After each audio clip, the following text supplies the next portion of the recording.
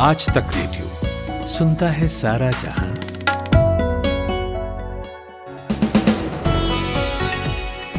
पच्चीस जून दिन शुक्रवार अब अपनी ढलान पर है। आज तक रेडियो पर इवनिंग न्यूज़ पॉडकास्ट दिन भर की देहरी है ये, और मेरा नाम है जमशेद कमर सिद्दीकी।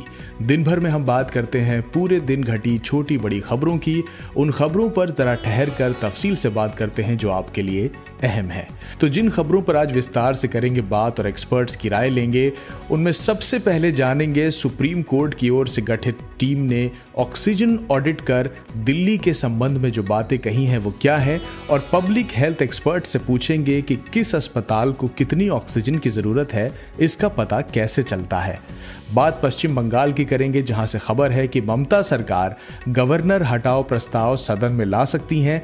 कितना दम होगा उस प्रस्ताव में, और गैर राजनीतिक व्यक्ति को राज्यपाल बनाने के तर्क में कितना दम है।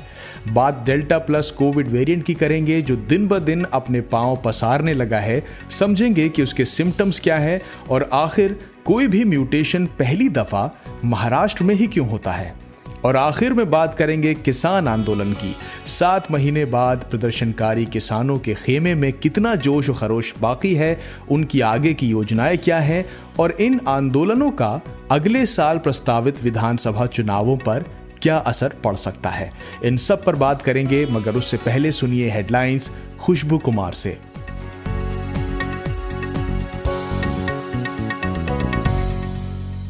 ट्विटर ने आईटी मंत्री रविशंकर प्रसाद का हैंडल सुबह 1 घंटे के लिए ब्लॉक कर दिया। इसकी वजह ये बताई गई कि उन्होंने अमेरिका के डिजिटल मिलेनियम कॉपीराइट एक्ट का उल्लंघन किया है। हालांकि बाद में ट्विटर ने चेतावनी देते हुए रविशंकर प्रसाद का हैंडल फिर से खोल दिया। रविशंकर प्रसाद ने पहले देसी माइक्रो ब्लॉगिंग और सोशल नेटवर्किंग साइट कू के जरिए और फिर ट्विटर के जरिए यह जानकारी शेयर की है।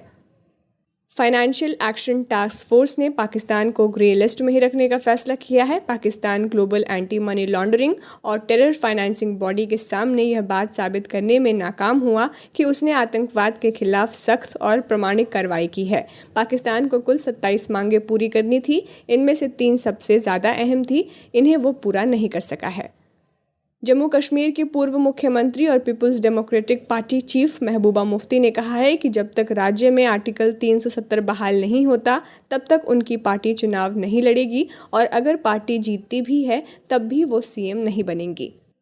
केंद्रीय शिक्षा मंत्री रमेश पोखरियाल निशंक ने आज सीबीएसई बोर्ड के विद्यार्थियों को भरोसा दिलाते हुए कहा कि किसी भी छात्र की योग्यता के साथ अन्याय नहीं होगा। जो छात्र सीबीएसई मूल्यांकन प्रक्रिया से आए परिणाम से असंतुष्ट होंगे, उनके पास हालात ठीक होने पर परीक्षा देने का ऑप्शन रहेगा। यह वैकल्पिक परीक्षा अगस्त में हो सकती है। पाकिस्तान के विदेश मंत्री शाह महमूद कुरैशी ने प्रधानमंत्री नरेंद्र मोदी की कश्मीर के नेताओं से मीटिंग को ड्रामा और पब्लिक रिलेशन एक्सरसाइज बताया है। कुरैशी ने कहा है कि गुरुवार को जो मोदी ने मीटिंग की है उससे कुछ हासिल होने वाला नहीं है। और उतार चढ़ाव के बीच बाजार में मजबूती बढ़ रही है। पहले सत्र से सीमित दायरे में रहने के बाद सेंसेक्स 53,000 की तरफ बढ़ रहा है। निफ्टी भी 15,850 के पार हो गया है। निवेशक छोटे और मझोले शेयरों में भी दिलचस्पी ले रहे हैं। निफ्टी मिड कैप इंडेक्स में 1% से ज़्यादा का उछाल है। स्मॉल कैप में लगभग 0.5% की मजबूती है।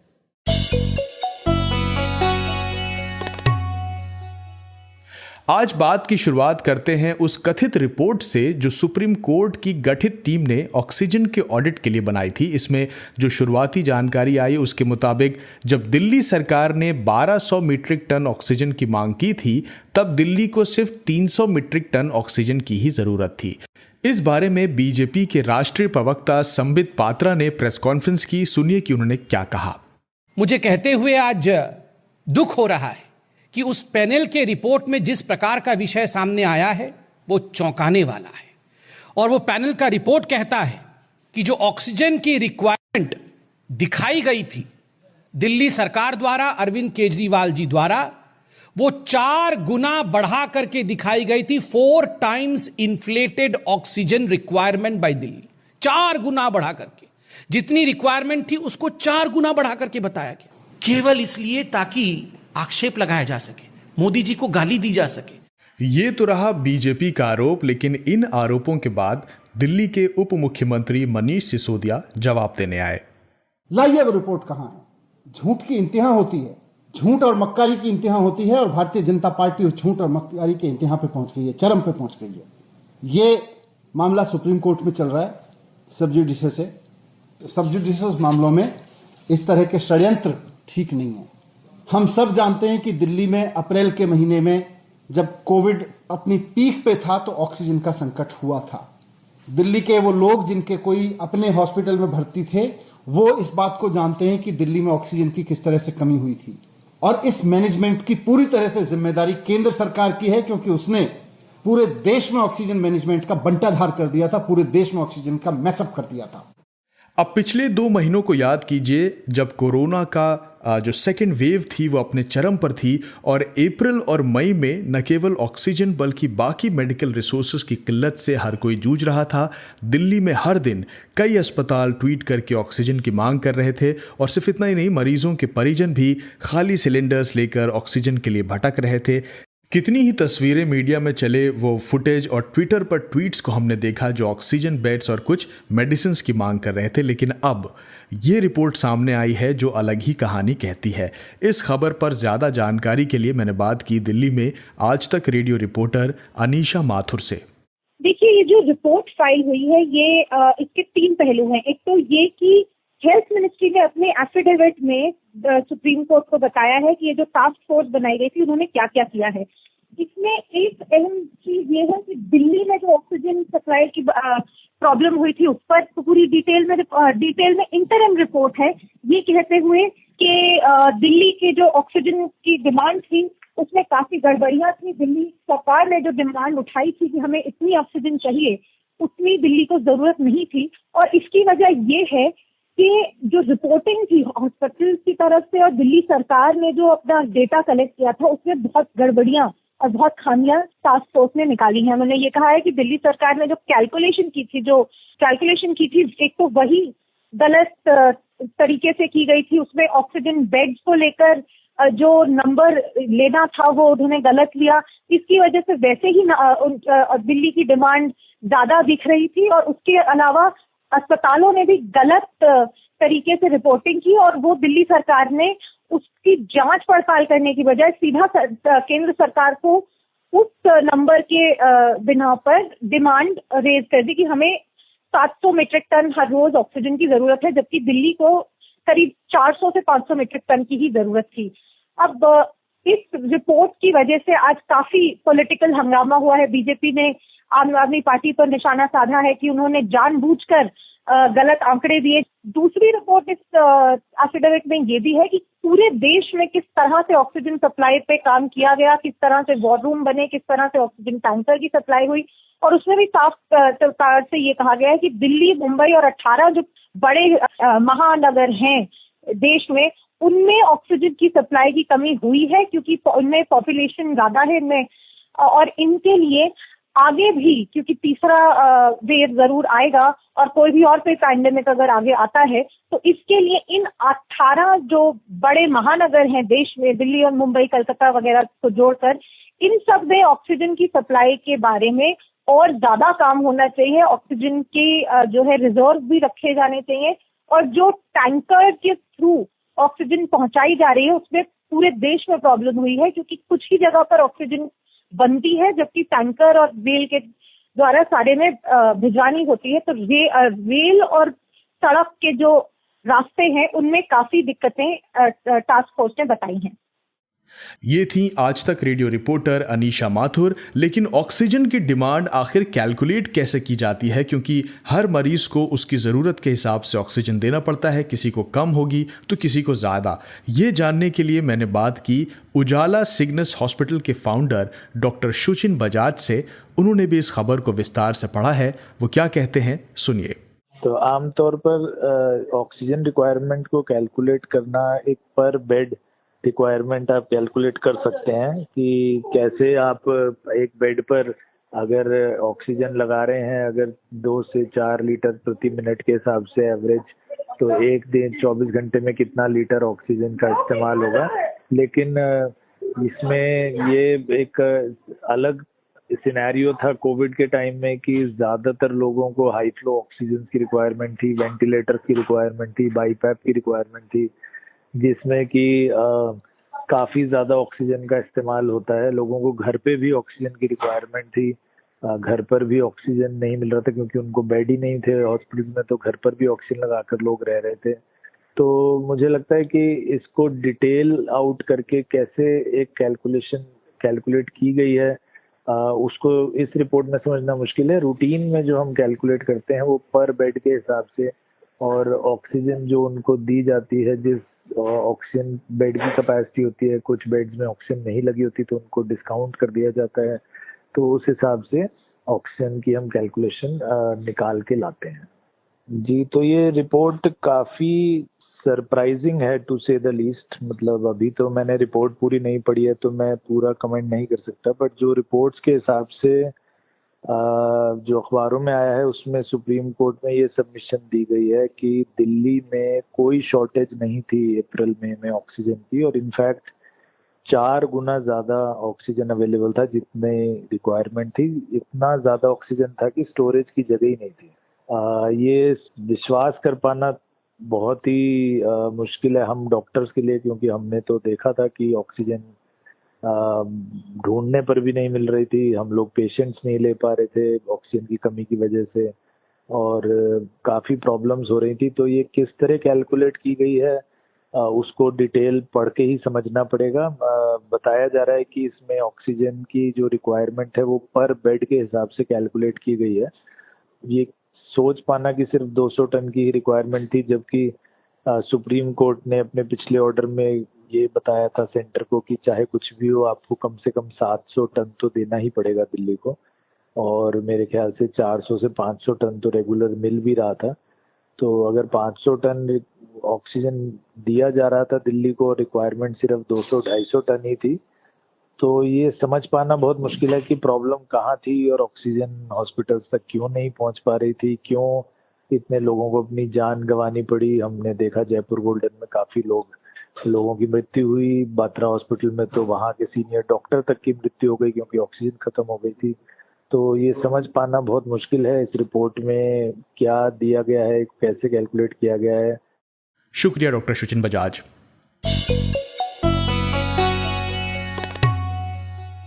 तारीख 2 मई, प्रचंड जीत के साथ पश्चिम बंगाल की सत्ता में लौटी ममता बनर्जी। लगा कि चुनाव खत्म हो गया, अब तकरार जरा थमेगी, लेकिन ऐसा कैसे होता।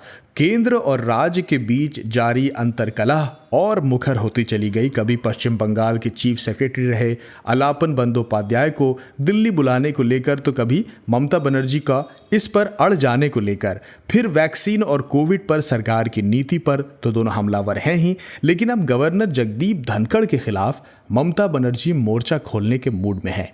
ममता और जगदीप धनखड़ के बीच अनबन बहुत लंबी है। अभी चुनाव के ही बाद नारदा के और पश्चिम बंगाल में राजनीतिक हिंसा के मसले पर मुखरता से सामने भी आई है। लिहाजा सूत्रों के मुताबिक पश्चिम बंगाल विधानसभा का सत्र जो कि 2 जुलाई से शुरू होगा, इस दौरान ममता सरकार राज्य के गवर्नर के खिलाफ प्रस्ताव ला सकती हैं और उन्हें हटाने की मांग कर सकती हैं। कहा जा रहा है कि बीते दिनों उन्होंने विधानसभा के स्पीकर से मुलाकात की थी और इस मुद्दे पर डिटेल चर्चा की थी। खबर है कि लेफ्ट और कांग्रेस भी इस मसले पर ममता का साथ दे सकती हैं, लेकिन इन सब से इतर राज्य सरकारों की ओर से गवर्नर को हटाने के प्रस्ताव कोई अहमियत रखते हैं या नहीं।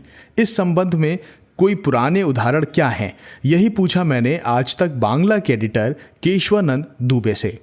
संविधान के मुताबिक एक राज्यपाल की नियुक्ति केंद्र सरकार की अनुशंसा पर राष्ट्रपति की ओर से की जाती है, पर कहा जा रहा है कि पश्चिम बंगाल विधानसभा में स्पीकर हैं विमान बनर्जी से ममता बनर्जी ने इस संबंध में विस्तार से चर्चा की है और राज्यपाल को हटाने के लिए प्रस्ताव पर भी बात की है। विमान बनर्जी ने पिछले हफ्ते ही लोकसभा स्पीकर ओम बिरला से बंगाल की विधानसभा में हद से ज़्यादा दखल देने का आरोप लगाते हुए शिकायत की थी जगदीप धनखड़ के खिलाफ। पर तमाम प्रयासों को देखें फिर भी सीधा साधा उत्तर यही है कि राज्य सरकार किसी गवर्नर को नहीं हटा सकती, सिर्फ प्रेसिडेंट के पास ही अधिकार और हक होता है। 2 साल पहले बनवारी लाल पुरोहित को हटाने के लिए मद्रास हाईकोर्ट में एक गैर राजनीतिक संगठन की ओर से केस भी फाइल किया गया था, लेकिन हाईकोर्ट ने पिटीशन को डिसमिस कर दिया था। हालांकि एक फैक्ट यह है कि 2010 में पुंछी आयोग ने सुझाव दिया था कि केंद्र के पास से राज्यपाल को हटाने का अधिकार ले लेना चाहिए, मतलब कि सिर्फ विधानसभा में प्रस्ताव के जरिए ही किसी राज्य से राज्यपाल को हटाया जाए।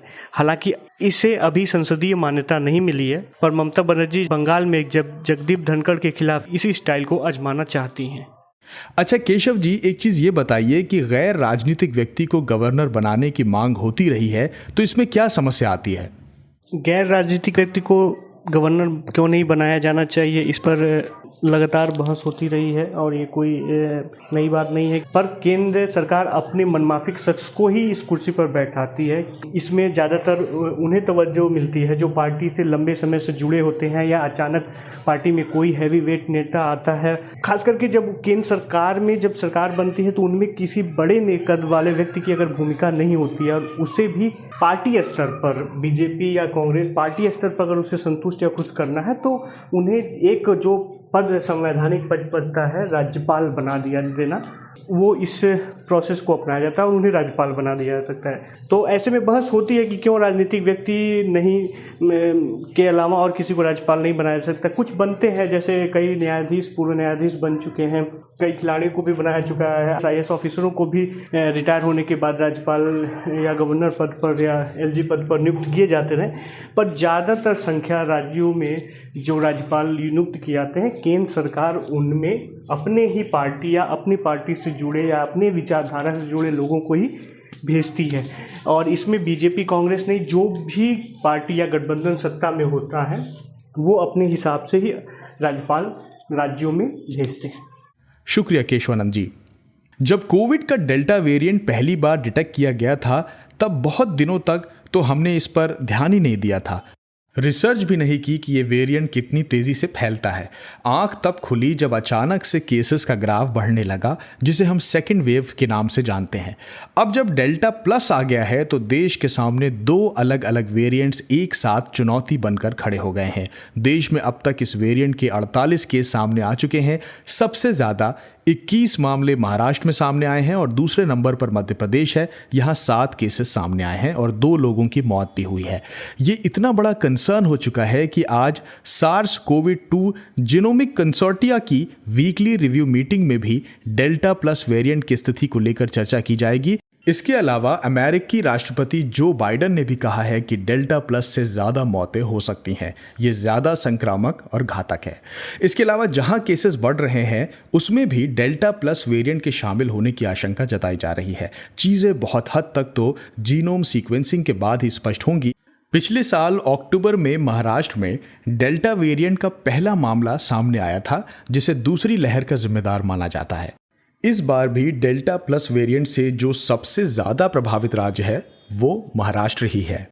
15 मई के बाद महाराष्ट्र ने कुल 7500 सैंपल जीनोम सीक्वेंसिंग के लिए भेजे और राज्य के इन्हीं सैंपल से 21 डेल्टा प्लस वेरिएंट मामलों की अभी तक पहचान हुई है। यहाँ केसेस भी बढ़ रहे हैं। राज्य में बढ़ते कोविड संकट के बीच राज्य सरकार ने रायगढ़, रत्नागिरी, सिंधुदुर्ग, सतारा, सांगली, कोल्हापुर और हिंगोली में अतिरिक्त सतर्कता बरतने के निर्देश दिए हैं और ये भी माना जा रहा है कि महाराष्ट्र में फिर से लॉकडाउन लगाया जा सकता है।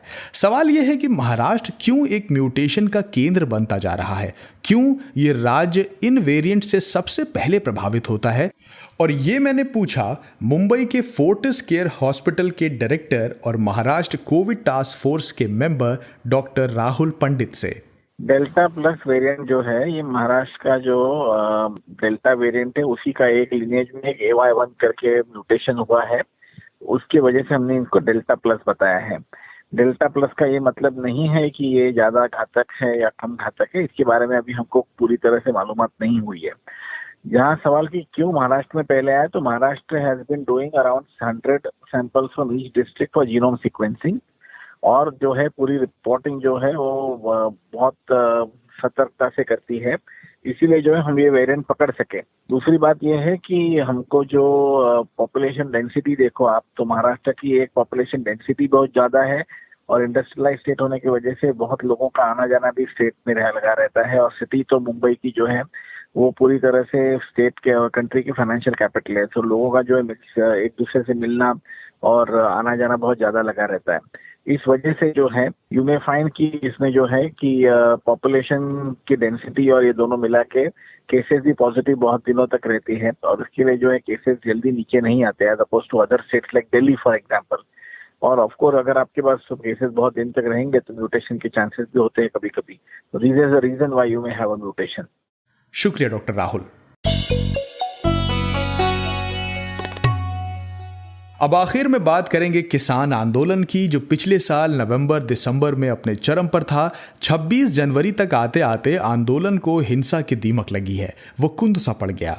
फिर कोविड सेकेंड वेव का उभार आया और किसान आंदोलन की खबरें मंद पड़ गईं। आंदोलन को शुरू हुए 7 महीने पूरे होने को हैं।